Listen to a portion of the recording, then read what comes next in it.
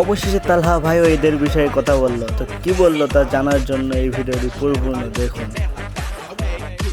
অসুস্থতার কারণে রাখতে পারিনি।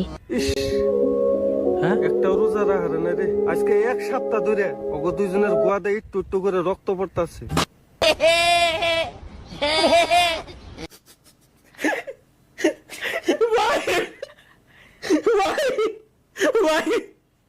কি কয় তুমি কি শুনেছো ভাই? তোমরা শুনেছি, আরো আছে তো। শুনিস ভাই, শুনেছি। কিন্তু আজকের রোজাটা আমরা দুইজনেই রাখছি।